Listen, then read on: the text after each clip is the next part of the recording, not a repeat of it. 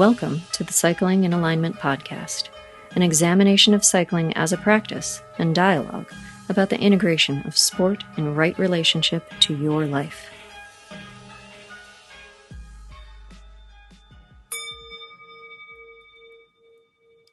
Greetings, space monkeys. Did you know that you can go to my website, colbypearce.com, and book an integrative bicycle fitting?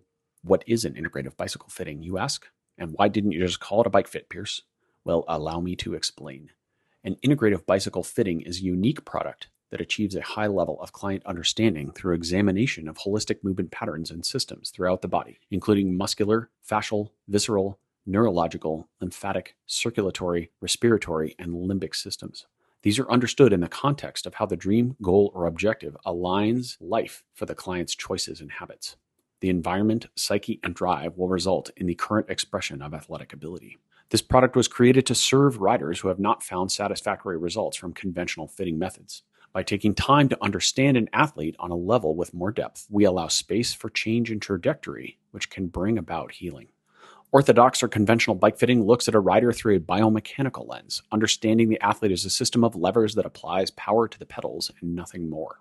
Ostensibly, when the relationship of these levers is optimized, the rider will perform to their potential. If a rider's challenges fall outside the scope of this model, often the problems will go unresolved.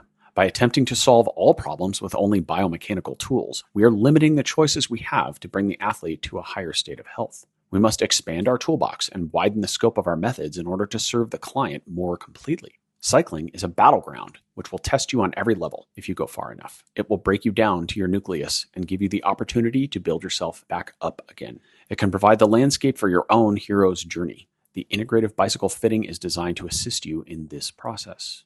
A session will take about 6.5 hours and have 4 phases. Phase 1 is observation. We meet at the Fit Studio and go for a ride of about an hour. During this ride, I will take video footage of you in the real world. Then we will return to the shop for a comprehensive holistic movement assessment and more video taken indoors. Phase 2 is discussion, education, and mapping. In this phase, we discuss what we learned from our video footage, and I educate you about your current movement patterns. Then we decide the course of action and discuss recommendations. In the third phase, known as change, we take initial bicycle measurements and we begin to make changes in the contact points of the bike. We also do an off-the-bike movement review, instruction of essential movement practices, cycling technique, and posture on the bike. The final phase, integration, involves the completion of the fit process in which I take final bicycle measurements and we have closing discussion. If you want to read more about my integrative fitting sessions, please visit colbypearce.com, click on services, and then you'll find the link to integrative bicycle fitting. You'll also see a link to my scheduling calendar there. Thank you for listening, and please remember to always think critically, act intuitively, and pedal consciously.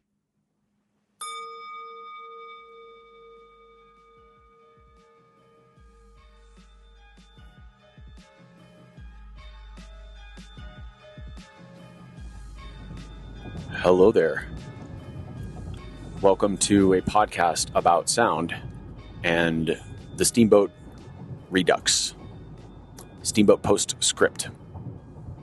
I am driving in my Subaru Outback wagon. How Boulder is that? Heading back from Steamboat. So you're going to hear the turn signals and the beeps. And that's just part of the show.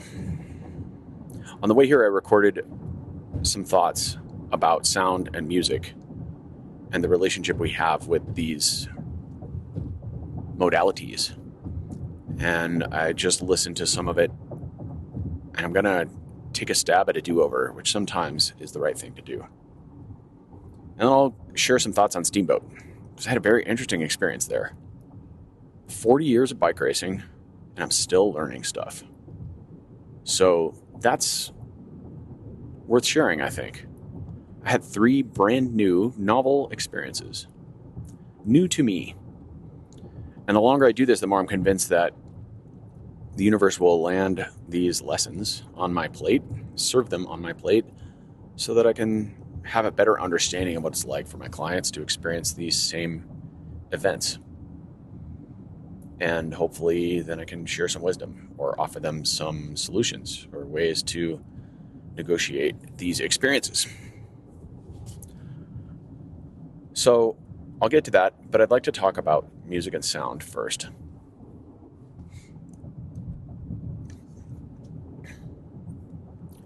Let's frame the discussion around music and sound with the idea that sound is vibration, and vibration impacts all the things. And in particular, vibration impacts water, and you are more than 50% water, probably something between 55 and 70% water, depending on how old you are and how well hydrated you are. Every cell in your body is surrounded by water and contains water.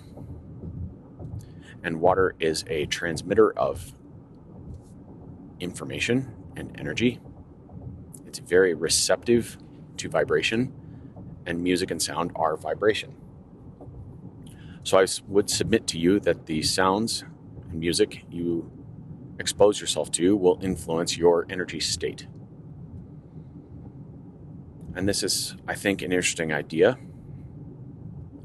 And in relation to cycling, music plays a very important role for me. It always has. I've been a very musical person. And I've made some, I think, quite interesting observations about my relationship to music and sound and vibration, and even my cycling.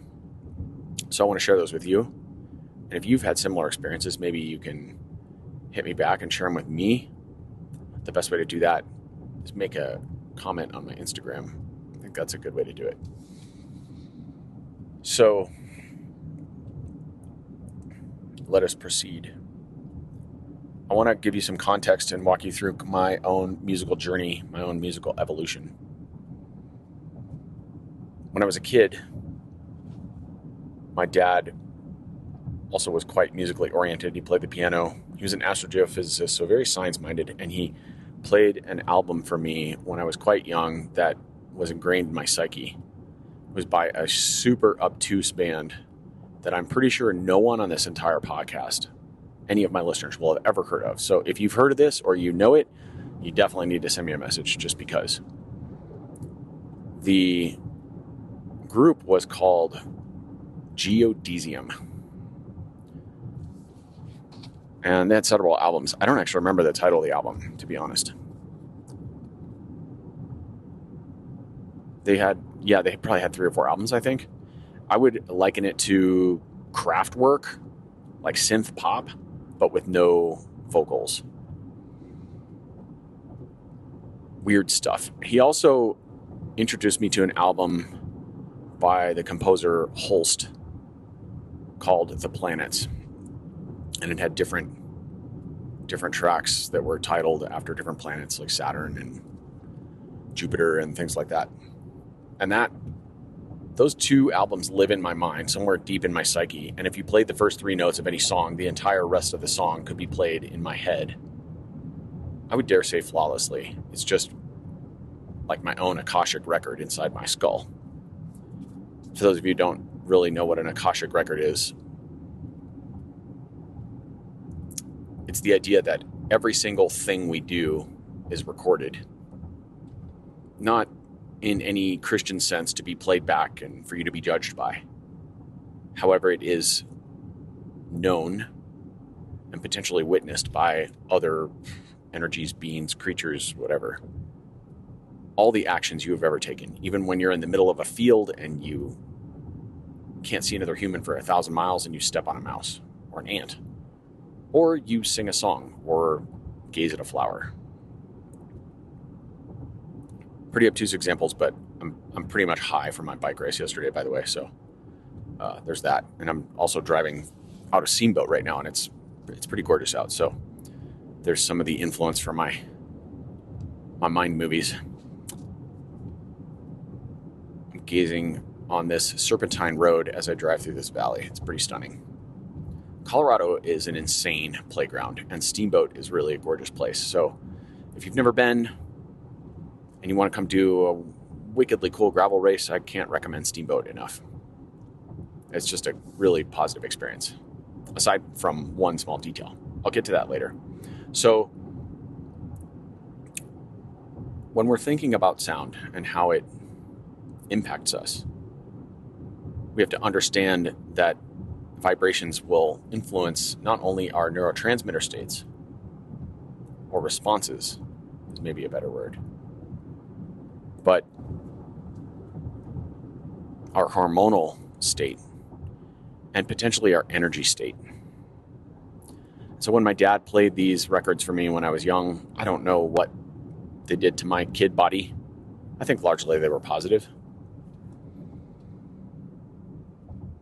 And that was a good thing. And that introduced me to the world of music in two very different ways. And our other influence for me as a child was KHOW, the local radio station, which we used to listen to driving in the car to and from school / work, whatever commuter route was on our plate for the day. And I grew up on top of Lee Hill. For those of you who are local to Boulder or who have ridden in Boulder, you'll know that climb. My house was way up on some dirt road up there. So we had a good 20, 25-minute commute every day. So there's quite a bit of KHOW time. Now they played bad 70s and 80s pop, which to this day I can't really stand. All these songs you've heard, and maybe you know the names of the artists and titles. I don't, but same thing, they're kind of welded in my memory, so if I heard them now, I would probably start playing them in my soundtrack. But I'm quite selective about the music I listen to specifically for that reason. I want to have my soundtrack be comprised of tunes that give me the correct energy and mind state. So around middle school, I started to discover more music, into the world of cassette tapes. And my childhood best friend Joel and I would play a lot of alt stuff, alternative rock, pop, things like that. So we're talking about The Cure, New Order, Bauhaus,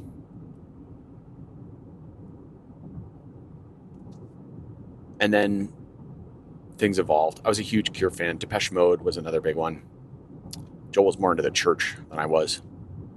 Our music Venn diagram had a large overlap, but we had our fringe choices. And then in high school, I had a bomb dropped on me. That bomb was called 9 Inch Nails. And that was non-trivial. I'd never heard anything so angry and industrial. And like a lot of high school boys, middle-class white kids, for some reason I had a lot of anger inside me. I think it's part of the age. And I'd had some tragedy in my life. So there was some anger there. And so 9 Inch Nails really hit some tones for me. But curiously, music often at that age was less about the lyrics and more about the energy of the sound and the beat. And sometimes that led me to listening to albums that really didn't have great messages lyrically, although I'm quite certain that those lyrics influenced my energy state just as the beat did. So there's that. And then I got into some industrial from 9 Inch Nails. It sort of catalyzed the journey into industrial. And that was probably the primary flagpole there was Ministry, which is a very, very hard industrial metal. Although it's not death metal. There's actually some lyricism and melody in the voice, depending on the track you're listening to. But Al Jorgensen or Alien Jorgensen, the main singer, would frequently use voice filters. So his music was often pretty bizarre sounding. To a 88-year-old grandma, she would wonder why in the heck you were listening to that weird noise. So I think that's pretty normal for 2 or 3 generations removed to not understand the music that either one is listening to. I think that's part of what makes music special. It evolves. Also got into some more obtuse industrial bands. Ones that come to mind at the moment are groups like Palehead, Lard, Lard was I guess it was a metal group, metal industrial group, and the lead singer is a guy who also did some spoken word albums and a lot of talks. His name was Jello Biafra. He had a spoken word album called I Blow Minds for a Living, and the cover photo was a fist coming out of a toilet. That guy had a lot of interesting things to say. He was a good philosophical interest of mine. Got me thinking. And this is about the time I went to college and I was studying philosophy, of course. And so that matched well. I also began to explore other genres to see what I liked. Started to iron out my preferences. The things that didn't work for me, all country with exception of Johnny Cash. Disco, can't do disco at all. Ska, skate punk, I can't stand that stuff. The energy is just too bouncy, too jittery for me. And, I'm not here to tell anyone their musical preferences are right or wrong. This is a very individual choice. And so if you like that stuff, there's no foul from my end. I'm not throwing any shade on you. Just explaining what my preferences were. And yeah, ska really rubs my fur the wrong way, I gotta say. Just don't find it enjoyable. Mainstream pop, also not my gig. Just can't deal.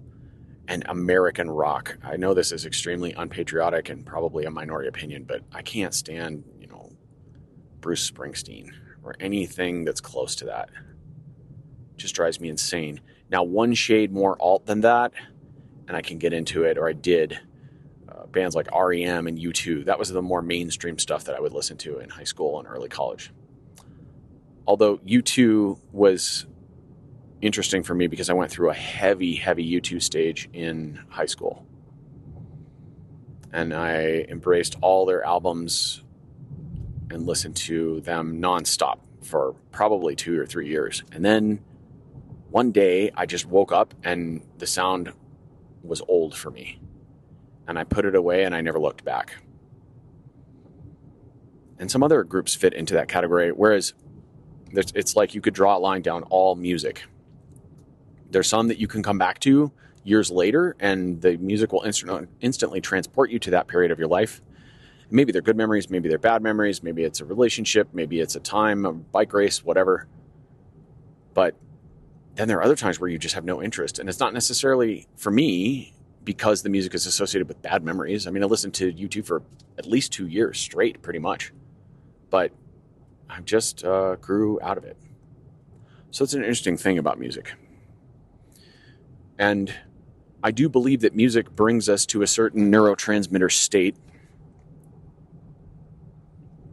And I think it influences our nervous system.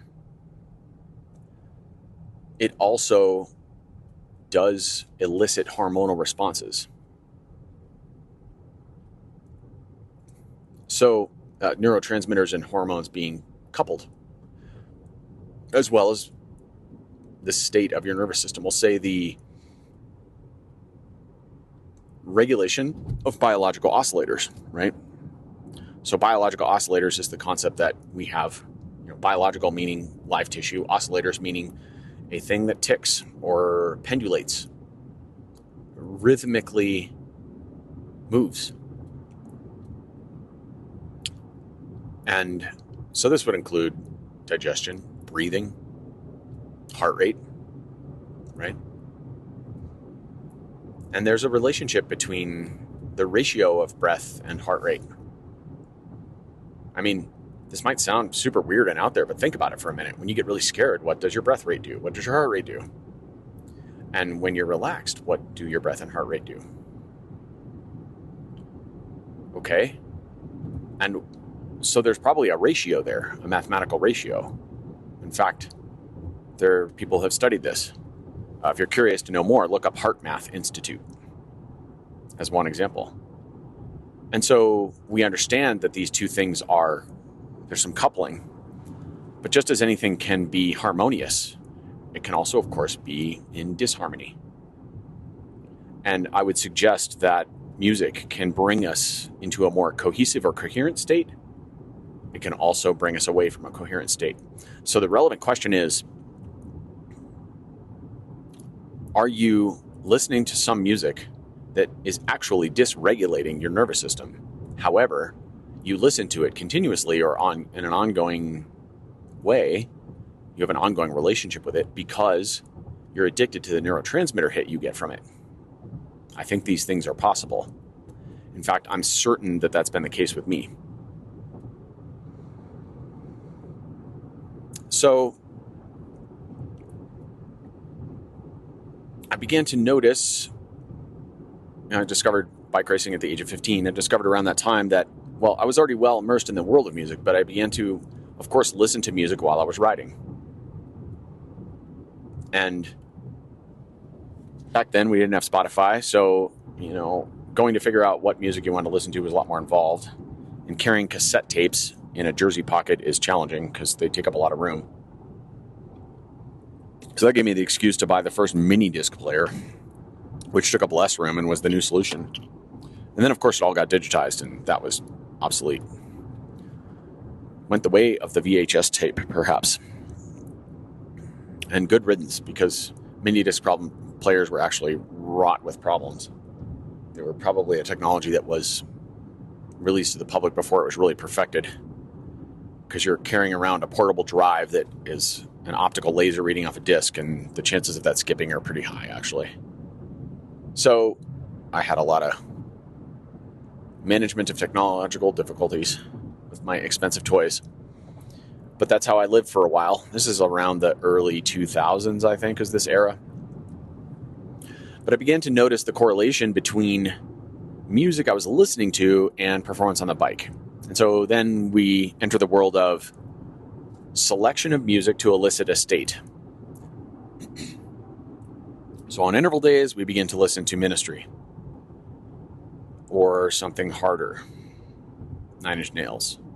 And so the energy of something like Ministry was productive for intervals, because intervals to a certain degree are about fighting with yourself, about fighting physical sensations, body sensations to maximize performance. I mean, it's a battle. You have to have a lot of drive and intent. You have to have a lot of drive and intent and energy to move forward in a hard interval session and accomplish it and get the results you want, right? So that's the sharpness of metal, the anger even. It's not necessarily anger. We could just call it intensity. Often it is anger or an angry energy. But then we also have the industrial element, which is very rhythmic. Industrial music is fundamentally about a driving rhythm, right? A really strong drum beat. And I do think that in an alternate life, in a multiverse, Marvel multiverse Colby world, I could have been a drummer in a band. Rhythm is definitely something I identify with. I mean, how can it not be if you've done an hour record 4 times? So there's that. And so that worked well. And what I began to figure out right away is I wanted to kind of save the effect of that music. Music has an effect on you, but that effect is by definition finite. Now, some music will have a longer lasting and larger effect. And I equate this in a sense to love, which might sound like a very odd thing to say. But you don't really go out looking for love. Love sort of finds you, right? It just sort of sneak attacks you or clobbers you. It just, maybe a better way to say it is, it grips you. Whether that's love for a person or a sport. Mike Creed, the OG of podcasting, used to say that he didn't really choose cycling. Cycling chose him. This is what I mean. It was as if he had no choice. And I think this is what happens with a really good album that you just find a special relationship with. You fall in love with it in a sense. but also that love, that musical love, while it can have a maturity to it and you can come back to it years later. I have that with some of the albums I've listened to in college. An example of that would be Pink Floyd, Momentary Lapse of Reason. Listened to that album many times early in college and can still listen to it today and enjoy it. I don't listen to it now as frequently, so we might say that's a mature love with that album. But it's the firework phase, the honeymoon phase, we'll say, is very finite. And once you figure that out, then if you want to have that music be of a particular utility, then you begin to apply it at the right moment. So this is how I would operate with certain Ministry songs or certain Nine Inch Nails songs. Or, Palehead. There's probably a dozen other bands in that category that worked well for me, but these are the ones that are at the forefront of my consciousness at the moment. I have to go flicking through some old library to figure it out. Whereas I noticed that my friends would just listen to this stuff driving around town. And this brings up an important side point, which is management of your energy. You watch the best bike racers in the world before a race like Steamboat, and they manage their energy very carefully. Now, the strategy for that management can depend a lot on their personalities and whether they're more introverted or extroverted. But whichever side of that spectrum they're on, they are tuned in to that spectrum in order to conserve energy for the race. You can't spill out or leak energy in the days before a 125-mile gravel race where you're going to burn 5,000 kJs and expect to perform well, because the whole point of a race of that caliber is to have you on your hands and knees at the end. If you're not, then you either had a mechanical or you did something really wrong, or you're way better than you are racing, which is pretty unusual at that level. And so I began to manage the energy of those types of songs. And the next step, I would say, in the evolution of my own musical journey, the next major landmark was sort of the explosion of rap and hip hop in the early or mid 90s. And this definitely filled a void in my musical pizza. It added a full slice, maybe more, maybe half a pizza. There's something very rhythmic about rap, which I identify with, the beat, the driving beat. But then we add the lyrics, the speaking of lyrics, really, rather than more the singing. And then if you add some feminine elements or notes to it, you get this sort of trifecta of tones. And forgive me if I butcher my terminology a bit, because I'm not super literate on musical terminology and the specifics therein. But you get these sort of three corners, I'll say, of the music that complement each other. You get the beat, which is sort of like the conductor, and then you get the masculine aspect, and then we get these, there's always a feminine counterpart. Sometimes it's a chorus with women singing. Sometimes it's more of a shrill, it's almost like a token triangle, right? You listen to even Public Enemy, which exploded in about, 1990 or thereabouts. They have this going on, right? There's always a high-pitched sort of compliment to the man voice. And that's what ties it together. It's too grating if you just have the man. And so we counterbalance, right? And so, hip-hop was a thing. But then, just like any genre, there's absolute garbage, and then there's quality stuff. So I was more into alt hip-hop, not so much bling and bitches and hoes, more conscious rap, thoughtful, introspective rap. Things like Tribe Called Quest,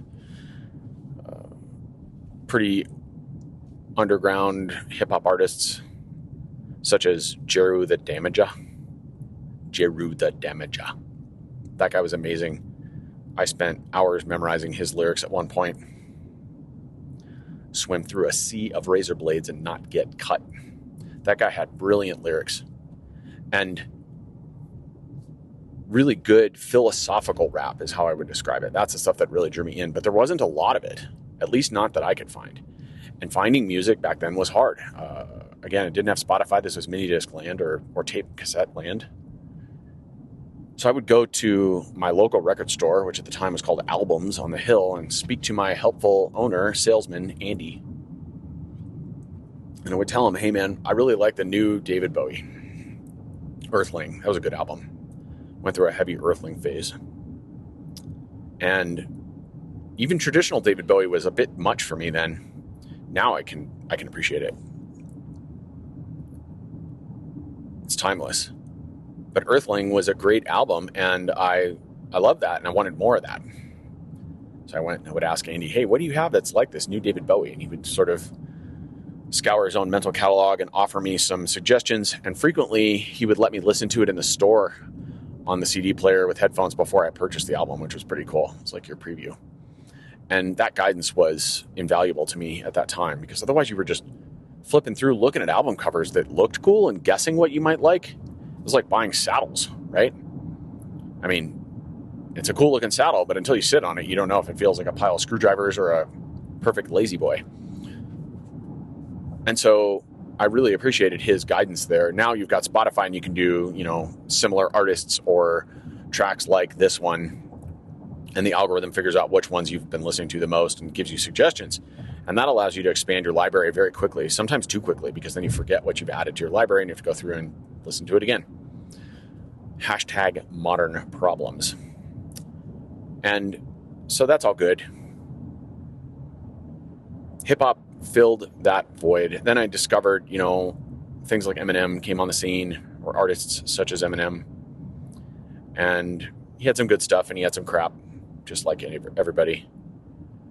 Public Enemy was a big influence. That was the rap group that really started it off for me, or hip hop, the mainstream. And I went through some other phases. I tried different things to see what would work, what would bring about that state of happy chemicals, right?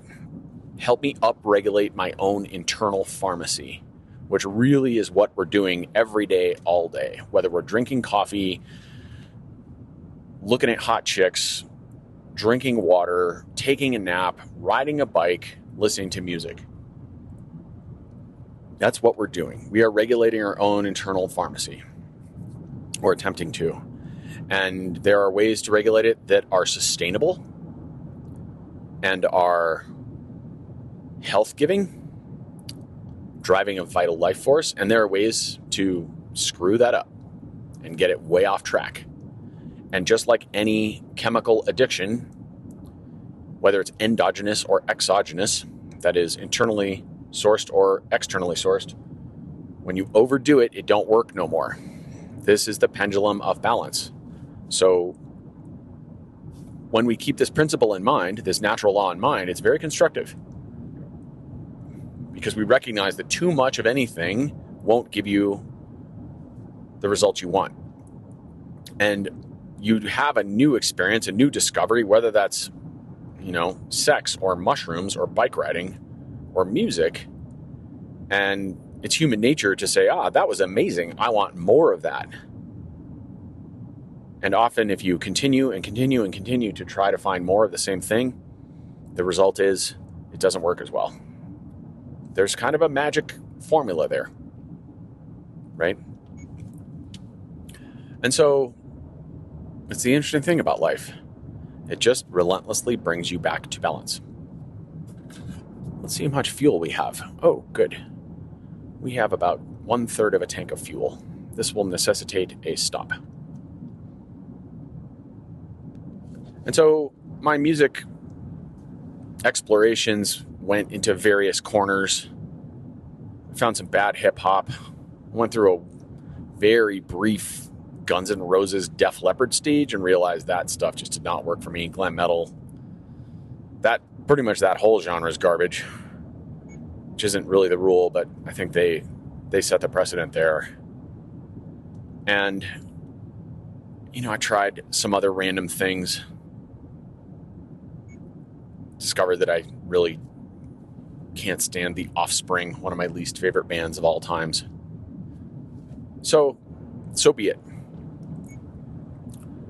And this is just the sign of someone who knows what he wants. Remember our principle that a man or woman who knows their no can then define their yes. So when I walk into a grocery store and they're playing 80s pop and it grates me a bit, that's just me knowing my preferences. And I think this is a good and healthy thing. The downside of it is when you become bummed out or it crushes your day because you heard Moni in the grocery store. And then you're pissed off for 3 hours. That's obviously not the outcome we want either. So we strive for balance. It's just music. A curiosity about my relationship with music as it evolved began to show itself. What I noticed as I was racing in my late teens and early 20s is that if I fell in love with an album and I really, really liked it, I also noticed that I would tend to ride well and race well. Maybe I'd win. Maybe I'd just have a race that I knew was my best performance on the day. And even more esoterically, I somehow had this experience where things just seemed to go right. Like I didn't flat, I didn't crash. I seemed to float my way through crashes. Or if I did crash, I'd just bounce right up and it was fine. It was like one little scratch on my knee. No big deal. I sort of had this bubble of protection, this sphere of invincibility. And that was interesting to me. And I began to notice this relationship over time. And so then the first observation is that I would start to really fall in love with an album, and it was playing in my head all the time, and I was playing it every day and really getting the happy chemicals going. And then I sort of anticipated that I would start to ride well. And sure enough, that would happen. And then, of course, being an athlete, you begin to try to reverse this equation and make it happen by force, or not by force per se, but you try to instigate a causal relationship when perhaps there's more of an associative relationship, right? And so I would go searching for good music very intentionally before big races, before world championships, or before World Cups or nationals or whatever I was trying to go well at. And this often didn't work. When the search was too intentional and too driven with an end in mind, it sort of fell apart. The model fell apart, which is interesting, right? It's like if you go into a meditation session with too much of a preconceived notion of how it's going to go, how you're going to have this bliss mind state and just completely check out and fall in love with the world and touch God, knock on the sky. If you're really fixated on that, it probably won't happen. You kind of just have to be in the open state of receptivity for your meditation experience, and then that unfolds. It's also similar to trying to fall asleep. You can't try to fall asleep, right? The more effort you put into falling asleep, the less likely it is you'll sleep. Sleep is about surrender. It's about letting go. You can't try, right? Now, here's a deeper paradox. Sometimes the harder we try on the bike, the slower we go. And this goes against pretty much everything we've been brainwashed / programmed to believe, which is that if you just try harder, you'll win. And if you go harder on the climb and try harder in training, you'll get better and you'll smash people and you'll actualize your best potential. But there's definitely a paradox there, and trying too hard can be counterproductive. Additionally, in the moment, trying harder can sometimes just end up in wasted effort. I've experienced this many times myself in racing.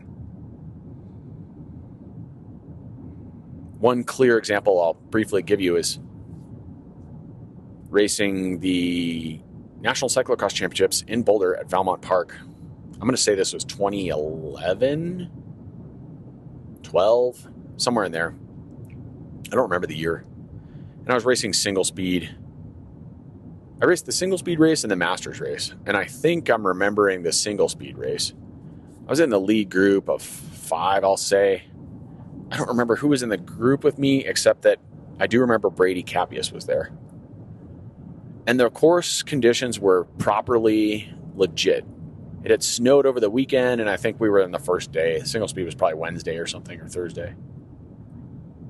We were racing the bottom side of the course, and it was, so we'd had 6 or 8 inches of snow, if I remember right, so it was half melted. So the course is a muddy, slushy, rooted, sloppy, sketchy, slippery mess. And cyclocross is the ultimate underbike sport.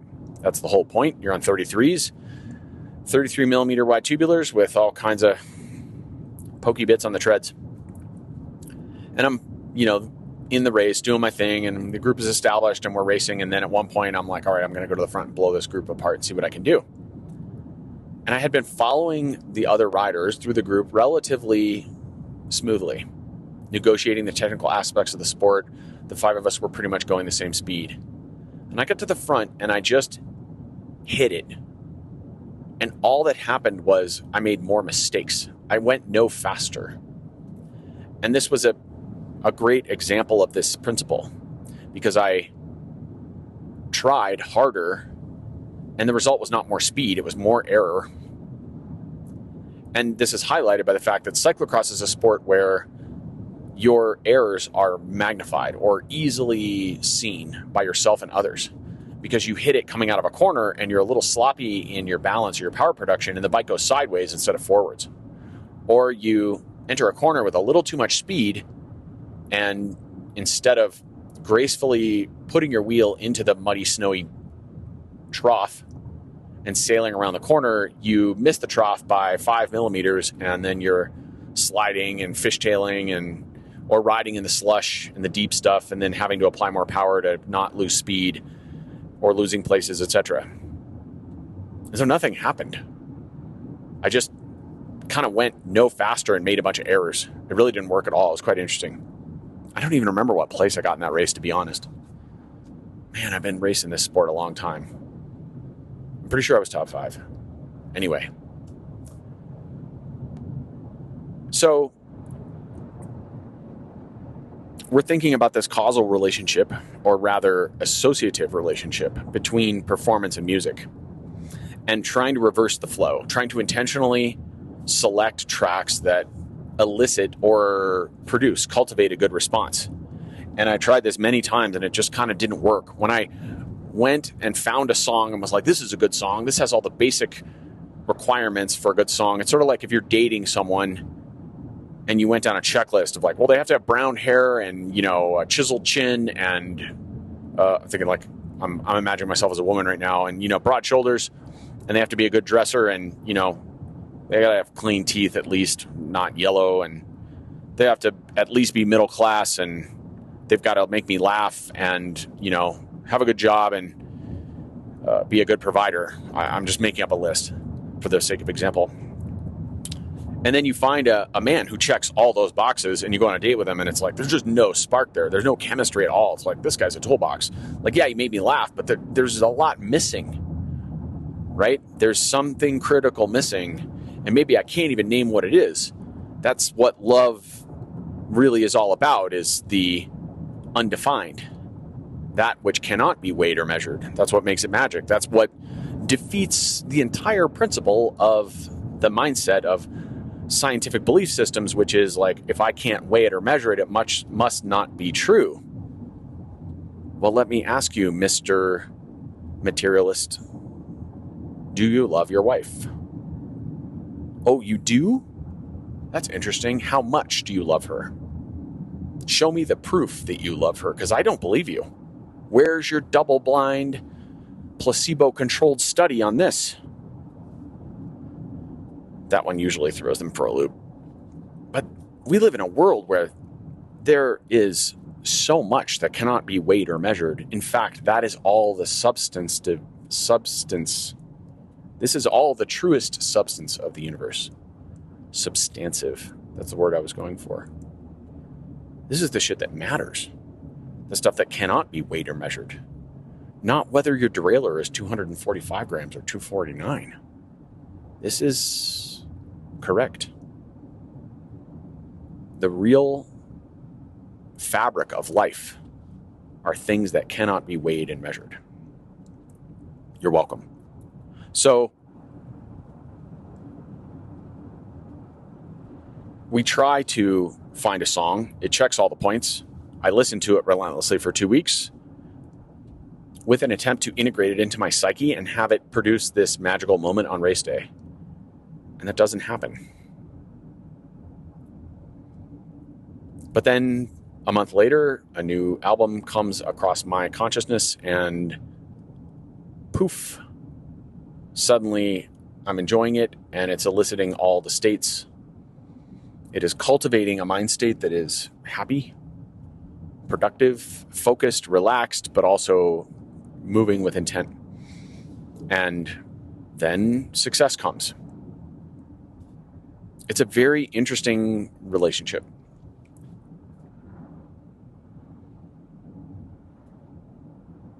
So I would offer that music can play a powerful role in your life. This isn't true for everyone. I have met people who sort of don't really identify with music. They don't listen to music. They don't really enjoy music. And this is really curious to me. Because to me, there's something about rhythm and music that makes me feel human and is an integral part of the human experience. So that's really curious. But people's brains work in different ways. And so I evolved in my musical journey. Still listen to some of the old stuff, and I've discovered some old stuff. About 2 years ago, I was walking in Barcelona and heard a Pink Floyd song, Wish You Were There. And that catalyzed, it was a live performance, just some guy with a guitar and a speaker in a square somewhere. That catalyzed a journey into older Pink Floyd albums, which I hadn't really taken the time to discover. And I can't say I like everything they produce, just like every group, but there's a lot of gold in that group for me. But I can't do the Dead. There's a clear line there. It's the same line as Johnny Cash and All Other Country.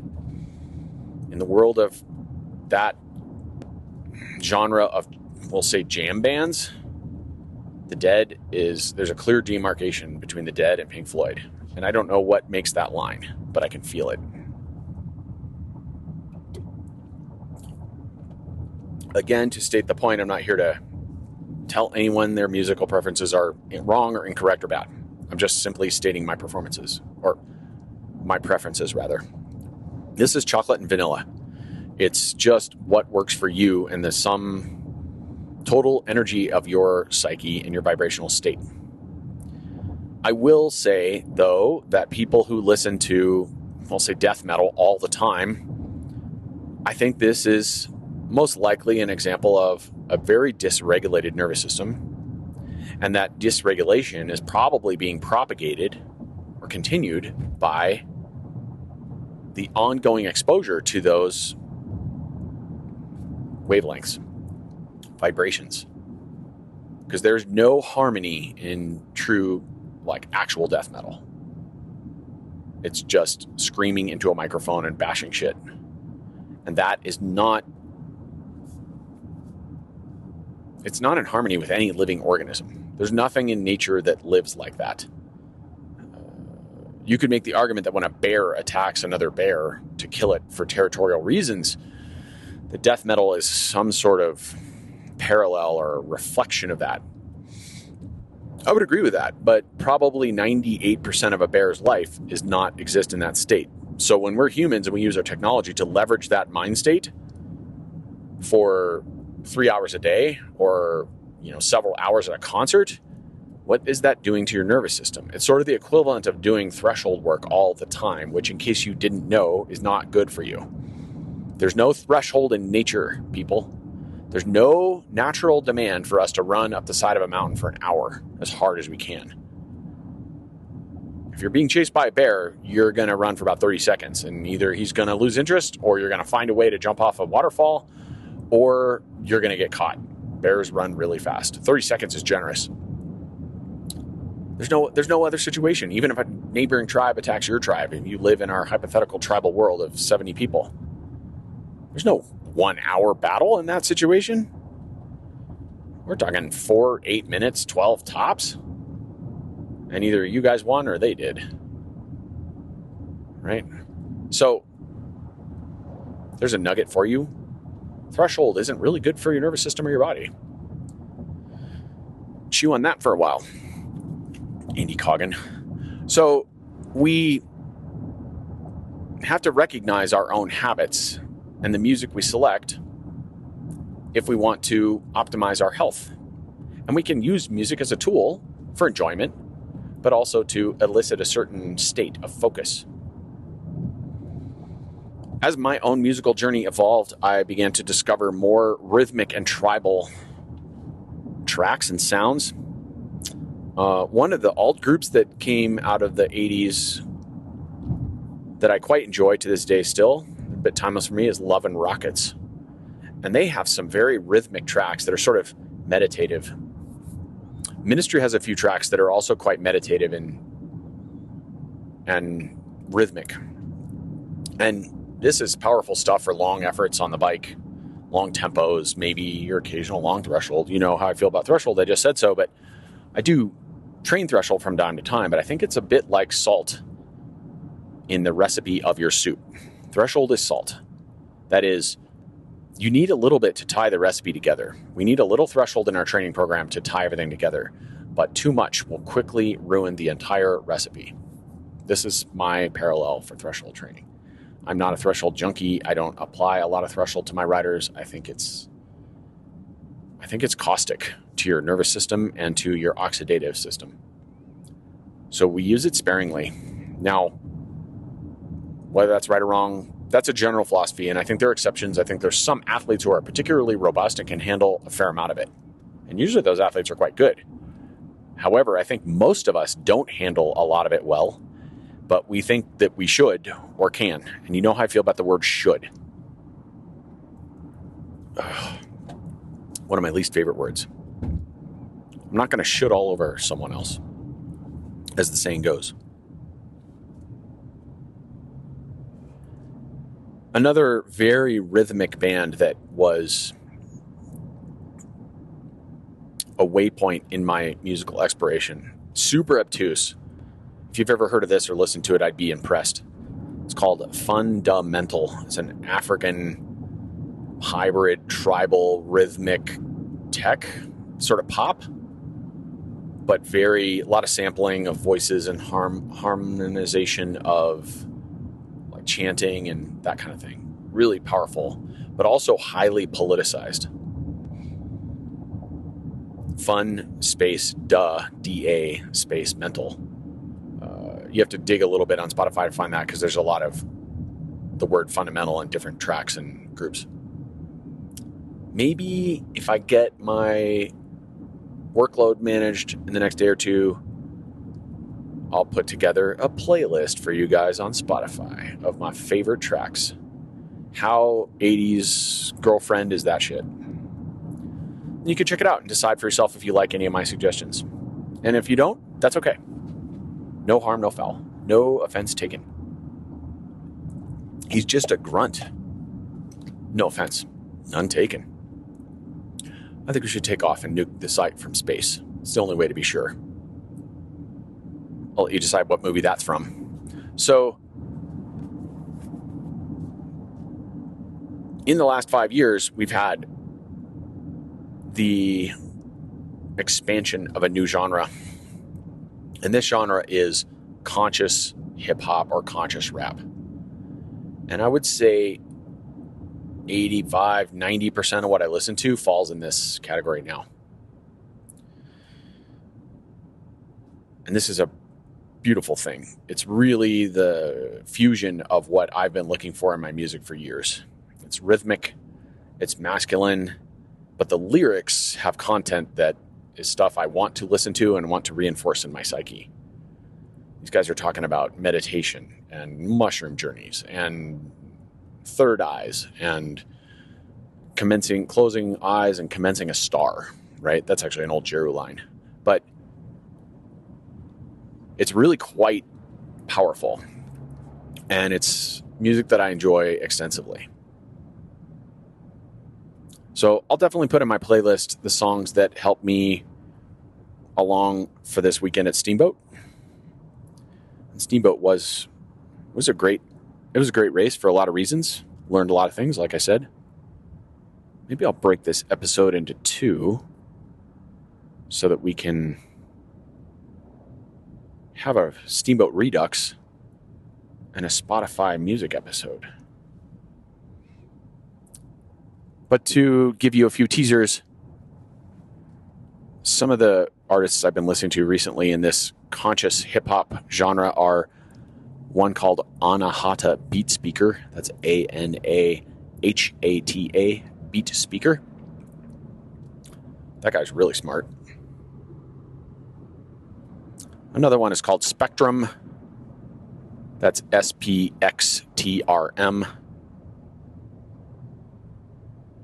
And another is Illuminati Congo. So if you start there, if you're interested in checking out some of my tunes and some things on the conscious rap or conscious hip-hop spectrum, that's a beginning point. I hope you find that useful and helpful. Plug some of those in, and then you can use the algorithm to go from there and see other things. One of the first artists I discovered in that genre was called MC Yogi, which is pretty much exactly what you think he was. He's like a rapper who's a yogi, and he talks about the 8 limbs of yoga and things like this. And, great tracks.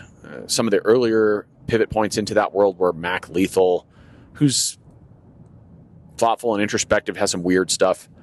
I don't always agree with everything he says, for sure. I mean, do we ever agree with everything anyone else says? Another one's Brother Ali.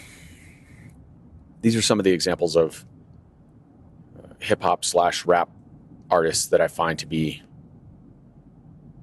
interesting and introspective. So, one last comment on this bit.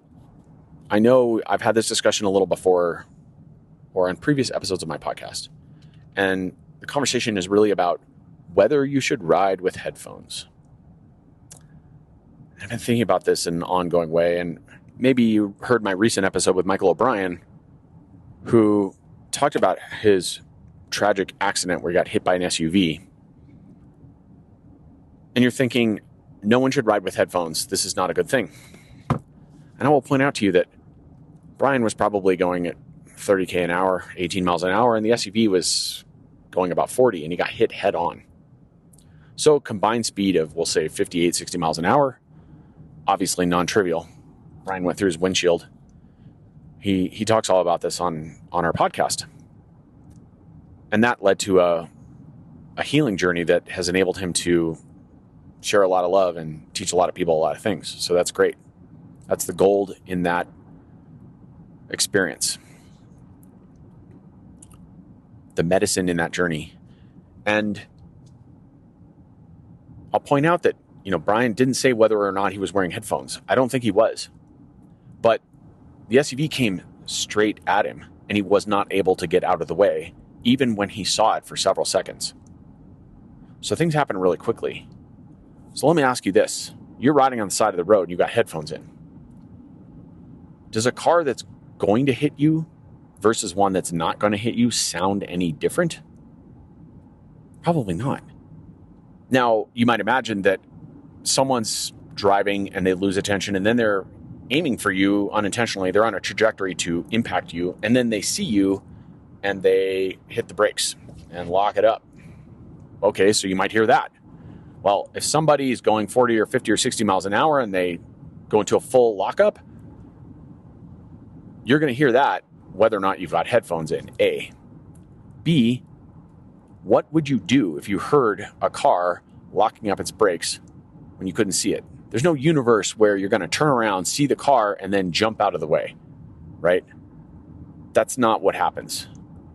By the time you hear the noise, you've already been impacted, most likely. Or not. The car missed you.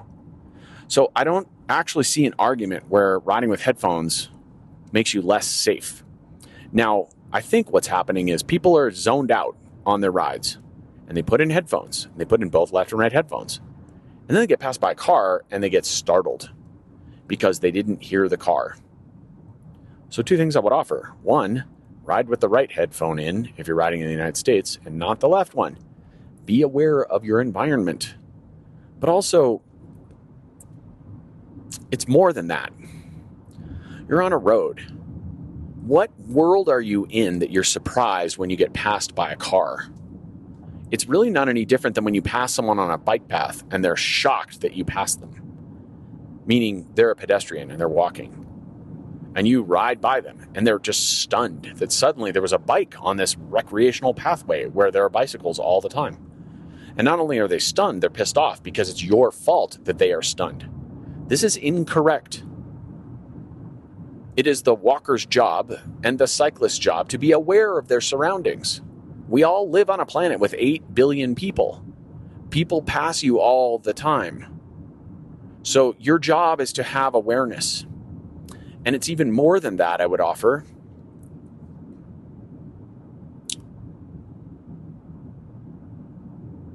Part of being an organism or a person, a sentient being, is about awareness of your surroundings.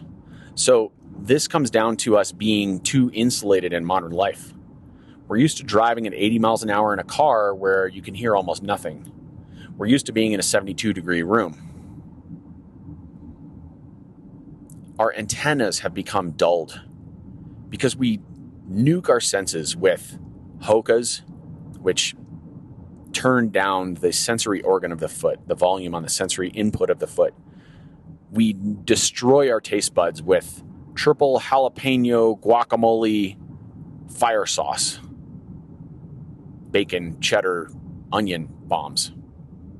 We blast music in our heads all day long at a volume of 9 out of 10. For these go up to 11. And we lose the ability to sense our environment. It is a good and healthy thing to have an awareness of what's happening in your peripheral vision, to even sense when someone is coming from behind you. Not hear, sense, feel. This is a thing. This is a thing that if you can't do it, you have checked out of those senses, and that is not optimal. This is the incorrect way to walk through the world. We all have a responsibility for our own safety and also just simply our awareness to be clued in as to what's going on around us. When you walk in a grocery store, how many people are there? Where are they sitting? I'm not saying you have to notice everyone's belt buckle,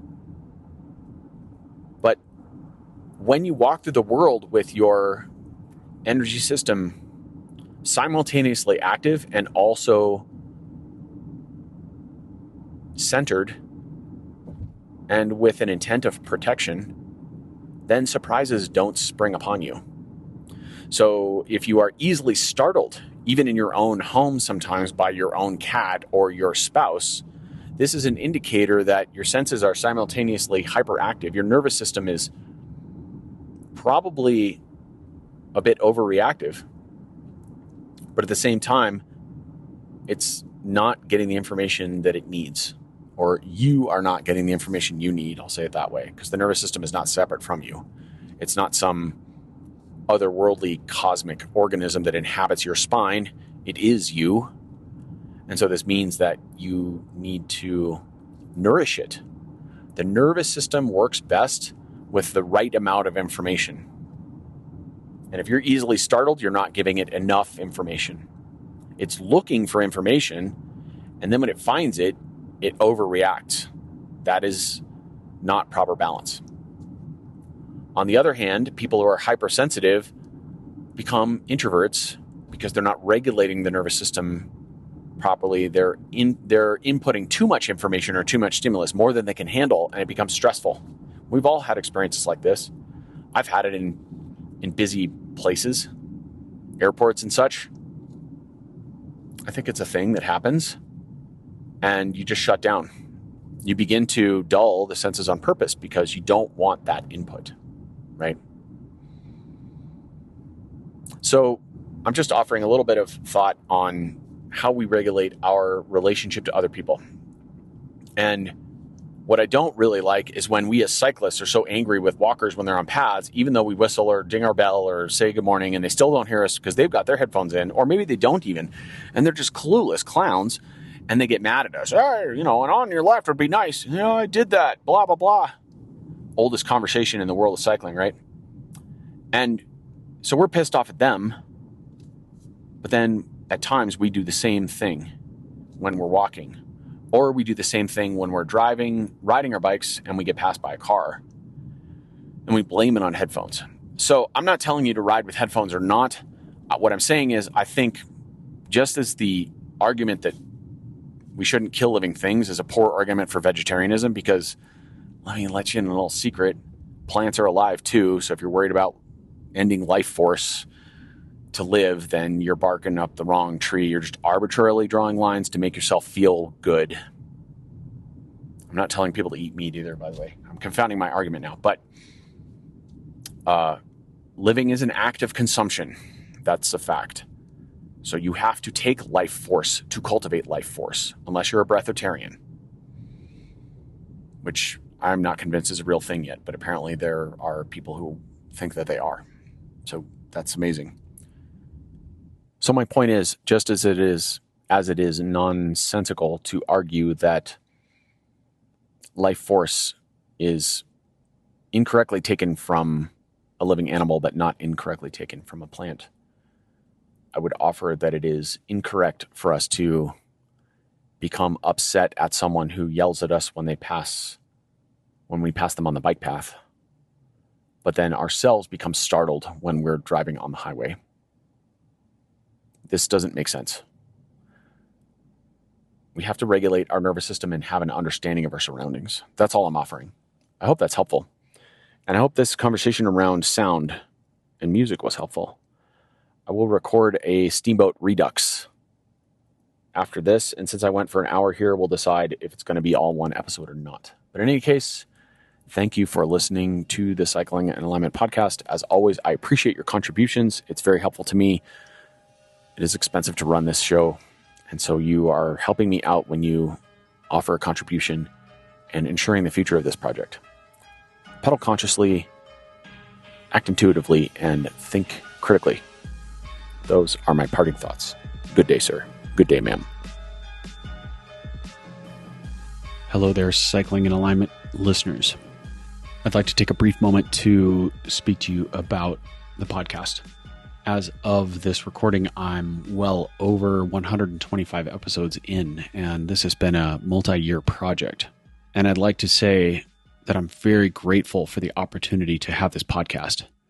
And I suppose just about anybody could have a podcast now.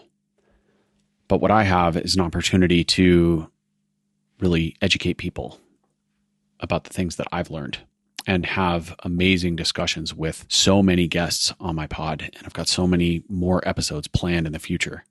That said, this podcast is a challenge for me. It's a challenge to put it on, to find the time, and it requires financial investment. I've got to pay for an editor. I've got to pay for equipment. I'm paying for software, paying for all the things you have to pay for when you put a podcast out into the world. And I have had financial supporters in the past. Enduro Bearings, namely, has been a great supporter. I've had other supporters as well. But moving forward, I'd like to offer a model in which my audience can show their appreciation directly.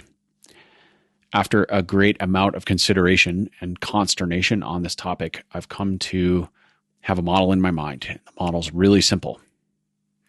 If you have appreciation for the Cycling and Alignment podcast, if you have listened to my episodes and felt that it really has enriched your life, helped you, educated you, perhaps made you think about things from a different perspective, maybe you agreed with me on everything, maybe you agreed with me on just about nothing, but you listened anyway. I can't imagine that's the case, but I suppose it's possible.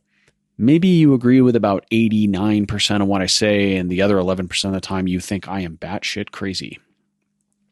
In any case, if you would like to express your appreciation for the time, effort, and money that I put into this project, I would be grateful if you would go to my website, colbypearce.com, and click on the podcast page and offer some appreciation in the form of a financial contribution.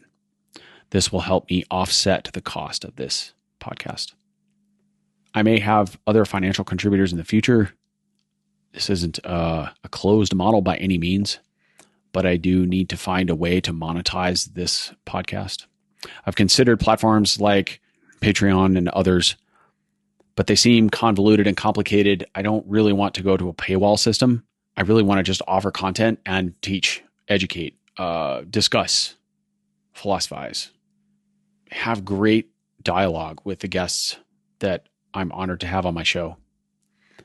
And to do this in the simplest way possible, I just need to push record, that is, and then you push play and get it out there. That's always been one of my methods of operation, is keep it as simple as possible and just produce the content. I don't have a goal of growing an audience. My goal is to educate people. And if I do that well, then my audience will grow as a side effect of that. So another way to offer your appreciation is to share my podcast with other people, to write reviews for me, do all the things, click the stars and make the comments. That helps because we live in a world of algorithmic preferential treatment. But if you want to move the dial for me, then please go to my website. That's colbypearce.com. Click on the page titled podcast, and there you will see some options to make a contribution that demonstrates your appreciation for what I've done. And for that, I will be grateful. There'll be a few different levels to this page, and the highest level will get you some goodies in as a thank you, including some woolly Rafa t-shirts printed with my Pearce Coaching and Fitting logo. Thank you so much for listening. Thank you in advance for anything you can do to help me spread the word. If you aren't in a position to contribute financially or don't want to, again, you can help by simply forwarding my podcast, sharing it with other people, sharing it with your friends, tell people about it on rides, spread the word, and even just send me a message and let me know if I've moved the dial for you. Send me a message and let me know if you have pertinent questions. Also, at the highest level of the podcast contribution page, you will have the opportunity to submit a personalized question for detailed analysis on an episode or a private consultation, if that's what you prefer. So that's going to be something I can offer you in return for your financial contribution to my podcast. Thank you so much for listening, everyone. I'm so grateful for my audience. I appreciate you and the opportunity you've given me. Epilogue. I want to share a few brief thoughts about the inception of Cycling in Alignment. The purpose of this podcast is for me to get 3.5 decades of hard-fought lessons out of my skull.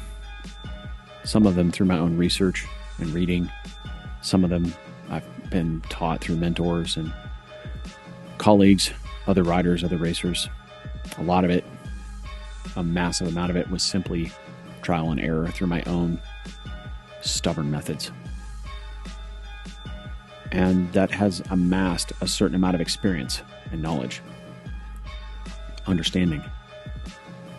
And while I think I'm reasonably smart and I know quite a bit of stuff, I want to make it clear that the opinions that I share on this podcast are belief systems built on what I've experienced to this point. And that some of those opinions are pretty strong, but they are also loosely held. That is to say that if I learn more about a topic and have a greater level of clarity or understanding,